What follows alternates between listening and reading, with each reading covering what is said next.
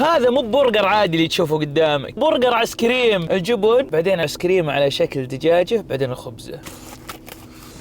اول ما تاخذه تعال اعلمك الطريقة قبل ما تاكله. افتح الميكروويف وحط الايس كريم لمدة 10 ثواني علشان تذوب شيء بسيط وتكون جاهزة. هذا اللي قالوا لك عنه جنون. تجيك الجرأة تجرب. بسم الله. يا ساتر. تقضم على بالك برجر وتنصدم برودة الايس كريم. دقتهم بالتفاصيل جزت لي مرة، وكالعادة ترند جديد يوصل الرياض لازم أول من يجربه. شيء صدق مرة جنوني. نكهة الايس كريم الداخلية رهيبة مرة، الصراحة رهيب. الحمد لله حمست تجربه صح؟ بعلمك عن الأماكن اللي تبيعه. تقدر تطلبه من نينجا وأسواق بوينت وأسواق ترولي، وموجود أماكن بيعه بكتب لكم إياهن هنا تلقونهن عندهم. الحقوا عليه قبل ما تخلص الكمية. تبون الصراحة يستاهل التجربة.